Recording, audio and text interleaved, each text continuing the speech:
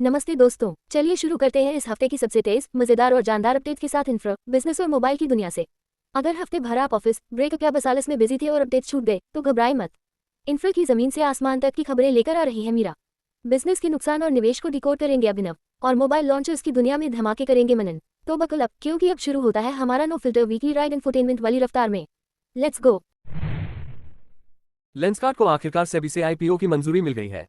अब company share बाजार में एंट्री लेने वाली है और 2150 करोड़ रुपए की फ्रेश इक्विटी जुटाएगी। अब बताओ, चश्मा बेच बेच के करोड़ों जुटा रहे हैं। हम लोग तो अभी तक यही सोच रहे थे कि स्पेक्स का मतलब सिर्फ एक्सेल में आता है। फाइनेंशियल ईयर 2025 में लेंसकार्ट का रेवेन्यू 22.6% बढ़कर हुआ 6,653 करोड़ रुपए और मुनाफा वो रहा 297 करोड़ रुपए का। भाई, अब तो लग रहा है कि हर बार चश्मा लगाओ कहने वाले अंकल असल में बिजनेस आइकन थे।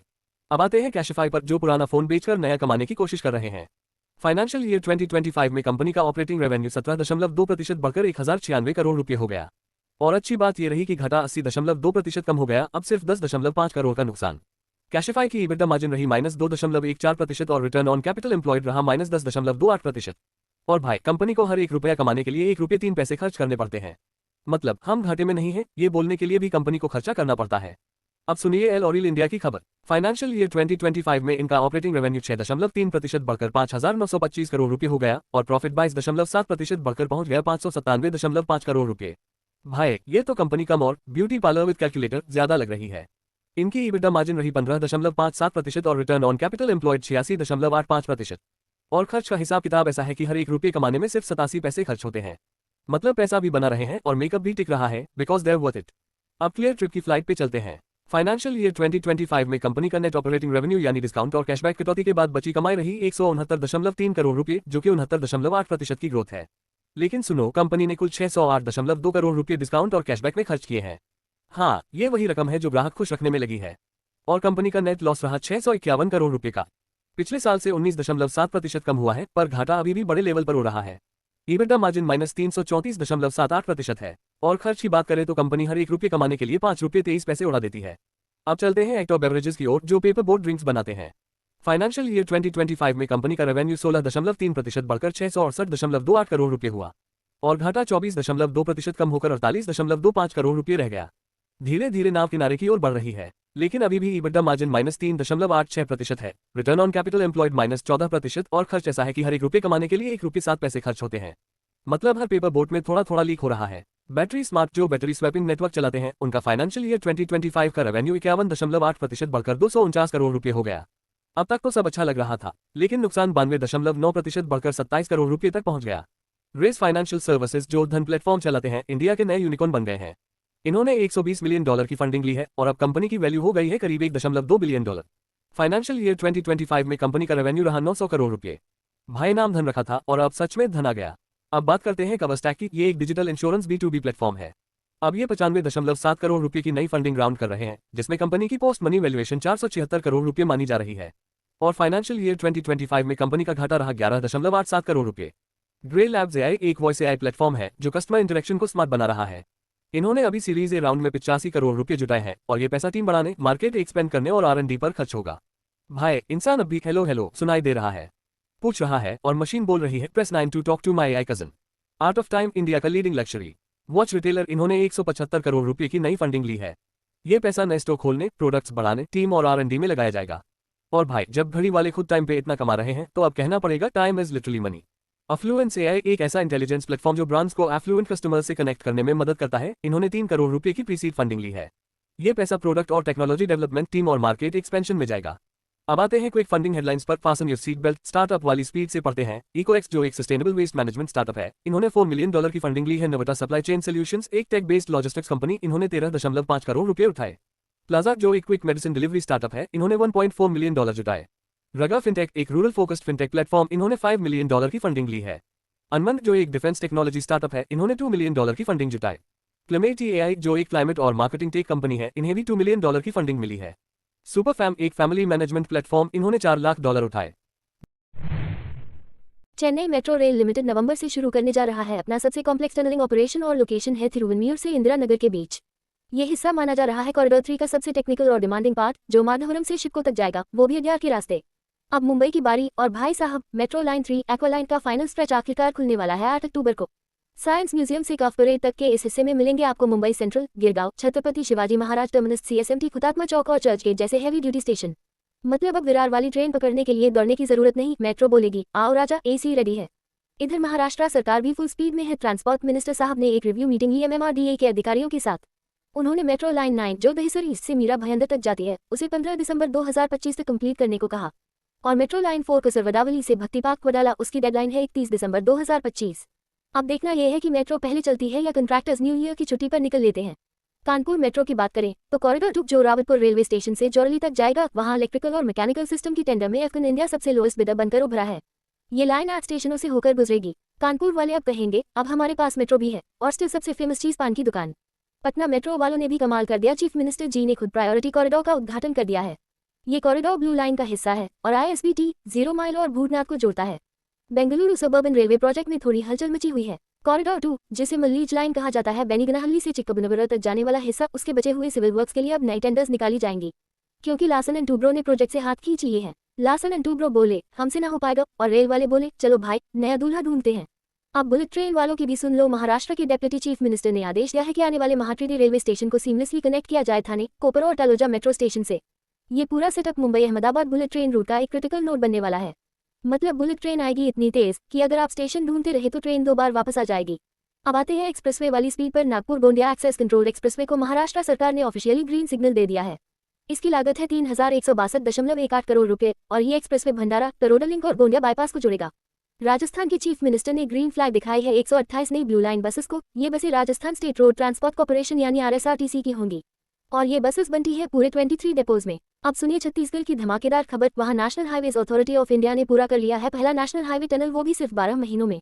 ये tunnel Raipur Visakhapatnam economic corridor का हिस्सा है। सिर्फ 12 महीने में पूरा टनल। इतना जल्दी तो कुछ लोग शादी के बाद हनीमून प्लान नहीं कर पाते।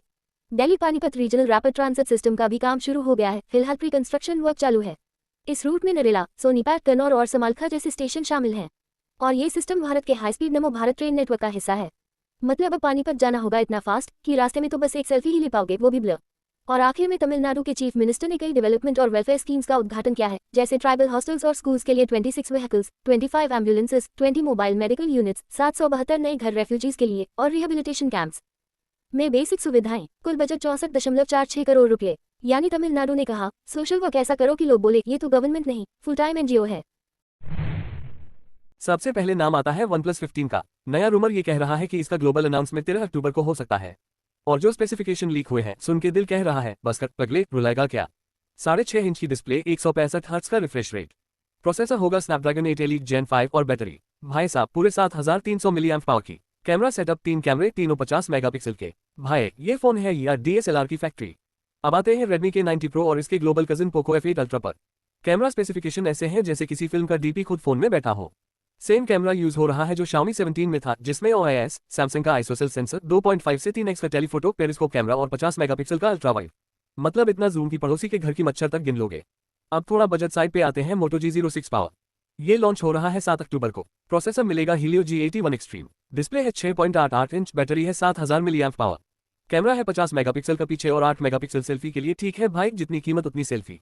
अब बात करते हैं iQ15 की। SIRIM और EEC वेबसाइट्स पे स्पॉट हो गया है, यानी लॉन्च दूर नहीं। पहले ही लीक में बताया गया था कि स्नैपड्रैगन 8 Elite Gen 5 प्रोसेसर मिलेगा और डिस्प्ले होगी 6.85 इंच की। और लीक है कि चाइना में लॉन्च 15 अक्टूबर को हो सकता है। अब बात सैमसंग गैलेक्सी M17 5G की, ये 10 अक्टूबर को लॉन्च होगा। स्पेसिफिकेशन में है 6.7 इंच की डिस्प्ले, कैमरा सेटअप 50+5+2 मेगापिक्सल वाले 3 कैमरे, सेल्फी के लिए 13 मेगापिक्सल, यानी ठीक ठाक टिकटॉक चल जाएगा। अब आते हैं Vivo V60 पर जो अनवील हो चुका है। पीछे है 200 मेगापिक्सल का कैमरा OIS के साथ और 8 मेगापिक्सल का ultra wide. Front camera 50 megapixel, display है 6.77 इंच और प्रोसेसर है Dimensity 7360 टर्बो। सुनने में ऐसा लग रहा जैसे बाइक का इंजन डाल दिया हो फोन में। बैटरी है 6500 मिलीएम्प पावर की और प्राइस शुरू हो रहा है 30,000 से। थोड़ा महंगा है पर कैमरा देख के दादी भी बोलेगी लाओ मेरी भी एक फोटो खींच दो। अब आते हैं Realme GT8 Pro पर। इसकी लाइव तस्वीरें लीक हो चुकी हैं और भाई स्पेक्स है। कैमरा सेटअप 200 मेगापिक्सल का पेरिस्कोप टेलीफोटो टेलीमैक्रो 50 और 50 मेगापिक्सल के OIS और अल्ट्रा वाइड कैमरे, बैटरी 7000 मिलीएम्प पावर और प्रोसेसर वही स्नैपड्रैगन 8 Elite Gen 5। और सबसे मजेदार इंटरचेंजेबल कैमरा मॉड्यूल। उसका मुंह बदल जाता है, कभी डिजाइन रोबोट फेस जैसा, कभी सकल, कभी रेक्टेंगल, यानी फोन का कैमरा ऐसा है जैसे हर दिन नया फेस लेकर आ जाए। लावर अग्नि 4 की भी टीजर आने लगे हैं, नवंबर में लॉन्च होगा। अग्नि 3 में जो सेकेंडरी डिस्प्ले था वो इस बार हट गया है। डिजाइन अब थोड़ा नथिंग फोन 3A जैसा लग रहा है, पर पक्का कुछ नहीं कहा जा सकता। लावा वाले हर साल कुछ हटके करते हैं, कभी फोन में आग लगा देते हैं तो कभी नाम में। अब मोटो X70 की बात करें तो ये चाइना के लिए टीज हुआ था और ग्लोबल में इसका नाम होगा मोटो H70। नया टीजर कह रहा है कि ये सिर्फ 6 मिलीमीटर पतला होगा। भाई इतना पतला कि पैंट की पॉकेट में रखो और भूल जाओ कि फोन है ये ITM कार्ड। कैमरा मिलेगा 50 मेगापिक्सल का OIS के साथ। OnePlus Nord 6 की भी बात कर ले जो जुलाई में लॉन्च हुए OnePlus Nord 5 के बाद अब जल्द आ सकता है। ये OnePlus A6 का रीब्रांड होगा और IMEI वेबसाइट पर स्पॉट हो चुका है। लीक कह रहे हैं 165 हर्ट्ज का refresh rate, Snapdragon 8 elite processor, 16 GB RAM, 1 TB storage और 7300 mAh पावर बैटरी। अब थोड़ा हटके HMD टच 4G। ये स्मार्टफोन नहीं है लेकिन फीचर फोन भी नहीं है, एकदम बीच वाला है, मतलब थोड़ा smart. RTOS touch software, 3.2 inch की डिस्प्ले, 2 मेगापिक्सल कैमरा और सिर्फ 64 MB रैम। प्राइस है 3999 रुपये। भाई इतने में तो लोग इंस्टा का सब्सक्रिप्शन ले लेते हैं। और आखिर में बात करते हैं जियो भारत फोन की। ये एकदम सेफ्टी फर्स्ट फोन है, बच्चों, बुजुर्गों और महिलाओं के लिए। लोकेशन मॉनिटरिंग, यूसेज मैनेजर और 7 दिन की बैटरी लाइफ। भाई आजकल तो रिश्ते 7 दिन नहीं चलते, ये फोन 7 दिन तक ऑन रहेगा। साथ में जियो ने AI क्लासरूम भी लॉन्च किया है, मतलब अब बच्चा क्लास में सो नहीं सकता, AI देख रही है। मुंबई वालों, एक और मेट्रो की घंटी बज गई है। प्राइम मिनिस्टर जी ने आखिरकार मुंबई मेट्रो लाइन 3 का आखिरी हिस्सा इनॉग्रेट कर दिया है, जो वर्ली से कफ परेड तक जाता है। अब पूरा अंडरग्राउंड कॉरिडोर खुल गया है और यात्री आराम से ऊपर की ट्रैफिक से बचकर नीचे से निकल सकते हैं। और भाई किराया भी बड़ा दिल से रखा है, 10 रुपये से शुरू होकर 70 रुपये तक।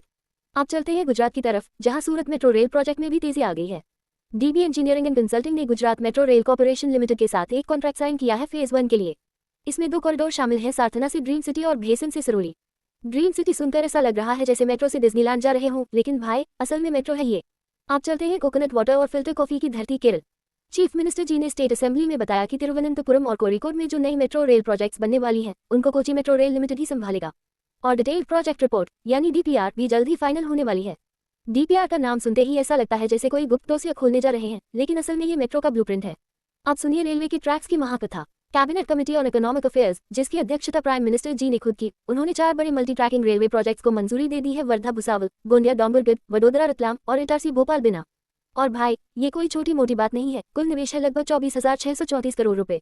अब जरा national highways authority of India की बात करते हैं। इन्होंने वडोदरा मुंबई एक्सप्रेसवे पर एक नया एंट्री और एग्जिट पॉइंट अप्रूव कर दिया है।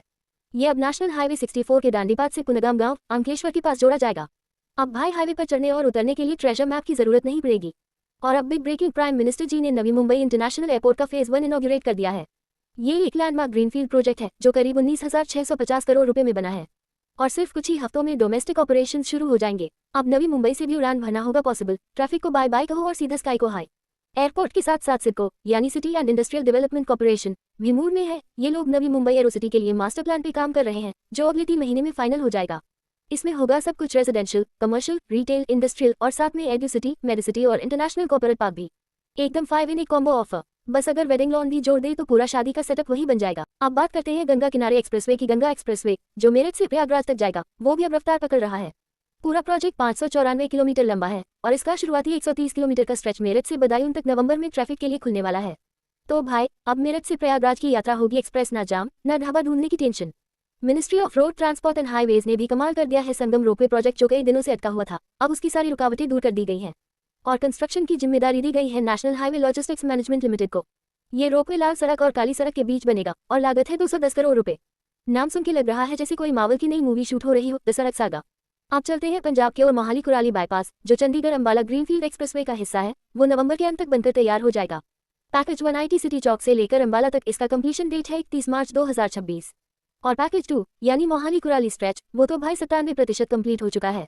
अब तो बस झंडा उठाओ और सीजर्स चलाओ। किसानों के लिए भी बढ़िया खबर है। Department of agriculture and farmers welfare ने नेशनल एग्रीकल्चर मार्केट यानी नम प्लेटफॉर्म पर नए एग्रीकल्चरल प्रोडक्ट्स जोड़ दिए हैं, जैसे green tea, ashwagandha dry roots और oils, mustard, lavender, mentha, virgin olive, lavender dried flower और ब्रोकन राइस भी अब ट्रेड हो सकेंगे। अब नम बन गया है किसान भाइयों का अमेज़न बिना डिलीवरी चार्ज के। और अब सबसे take heavy news, Andhra Pradesh government ने गूगल के 87,520 करोड़ रुपए के हाइपर स्केल डेटा सेंटर के प्रपोजल को ग्रीन सिग्नल दे दिया है, जो विशाखापट्टनम में बनेगा।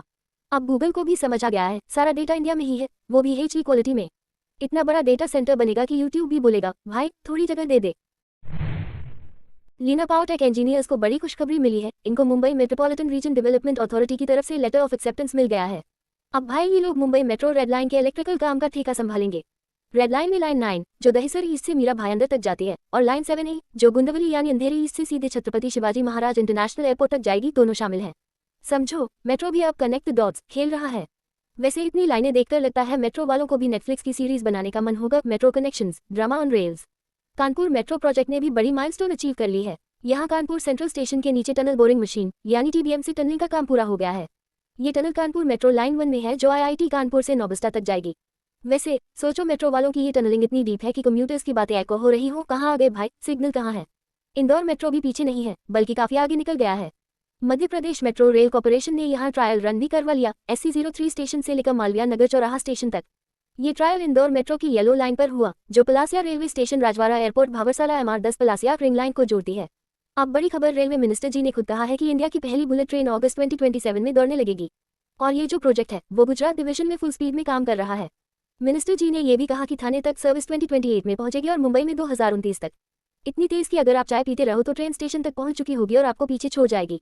National capital region transportation corporation ने अब बोली मंगाई है जनरल कंसल्टेंट को हायर करने के लिए जो दिल्ली गुरुग्राम SND नमो भारत कॉरिडोर को संभालेगा। इस पूरे कॉरिडोर में 16 स्टेशन होंगे। अब कंसल्टेंट्स इतनी बार बिडिंग लगाएंगे कि लगने लगेगा ये बिडिंग नहीं WWE मैच चल रहा है। नागपुर हैदराबाद एक्सप्रेसवे जो एक हाई स्पीड इंफ्रास्ट्रक्चर प्रोजेक्ट है वो भी अब एग्जीक्यूशन के और करीब है। ऑफिशियल्स ने इसका DPR यानी डिटेल प्रोजेक्ट रिपोर्ट रिव्यू कर लिया है। डिजाइन बनाते वक्त ध्यान रखा जाएगा कि जंगल, जानवरों की जगहें और कोयले की ब्लॉक्स को नुकसान न पहुंचे। क्योंकि भाई साहब रोड बने लेकिन टाइगर बोले मेरा घर क्यों तोड़ा भैया। आप चलते हैं साउथ की ओर। केरला का बहुप्रतीक्षित नेशनल हाईवे 66 NH66 लगभग तैयार है। 678 किलोमीटर लंबा ये हाईवे है और मिनिस्टर जी ने कहा है कि इसका इनॉग्रेशन जनवरी में होगा। अभी तक 450 किलोमीटर से ज्यादा का काम कंप्लीट हो चुका है। तो अब केरला में रोड ट्रिप वाला सपना पूरा। बस गूगल मैप्स से पहले गूगल मैकेनिक नंबर भी सेव कर लेना। छत्तीसगढ़ गवर्नमेंट ने भी कमाल कर दिया। इन्होंने 21.5 किलोमीटर लंबा रोड प्रोजेक्ट पास किया है जो नारायणपुर के अबूझमित जो कि इंसर्जेंसी हिट इलाका है उसे सीधे महाराष्ट्र से जुड़ेगा। ये रोड कोंडेगांव, कुटुर रीजन, बेंगुंडा, लेहर, ढोडराय, भमरागढ़, हेमा, लिकसा, नीलंगुर को जोड़ेगी और पूरा काम होगा 152 करोड़ रुपए में। रोड तो बनेगी लेकिन लोग बोलेंगे GPS को भी सोचना पड़ा भाई कहाँ भेज दिया मुझे। अब रेलवे मॉडर्नाइजेशन की बात करें तो सरकार ने अनाउंस किया है कि 2030 तक देश के सारे लेवल क्रॉसिंग हटाए जाएंगे और उनकी जगह अंडरब्रिज और ओवरब्रिज होंगे। और ये सब कुछ होगा क्योंकि नई जनरेशन की ट्रेन आ रही हैं और इंफ्रा भी अपडेटेड होगा। अब सबसे इंटरेस्टिंग टेक न्यूज, इंडिया अब अपना खुद का लार्ज लैंग्वेज मॉडल LLM लाने वाला है, वो भी 2025 के अंत तक। ये सब होगा इंडिया AI मिशन के तहत। और मजेदार बात यह है कि GPU भी सिर्फ 65 रुपये प्रति घंटे के सब्सिडाइज्ड रेट पर मिलेगा। अब GPU इतने सस्ते मिलेंगे तो कोडिंग वाले लड़कों के चेहरे ऐसे खिलेंगे जैसे उन्हें टिंडर पर सुपरलाइक आ गया हो। अब क्लाइमेट चेंज और सस्टेनेबिलिटी की बात, सरकार ने officially Deendayal port authority Gujarat, PO Chidambaranar port authority Tamil Nadu और पारादीप पोर्ट अथॉरिटी ओडिशा को ग्रीन हाइड्रोजन हब्स बना दिया है। मतलब अब पोर्ट्स भी कह रहे हैं no petrol only hydrogen bro, environment first. और एंड में बात करते हैं नवी मुंबई इंटरनेशनल एयरपोर्ट की। डेप्यूटी चीफ मिनिस्टर जी ने बताया है कि फ्लाइट ऑपरेशंस 45 दिन बाद शुरू होंगे। कुछ काम बाकी है, यानी एयरपोर्ट बना तो है लेकिन अभी सिर्फ घूमने जाओ और नहीं सकते। जैसे नए घर में शिफ्ट तो हो गए पर वाईफाई अभी कनेक्ट नहीं हुआ।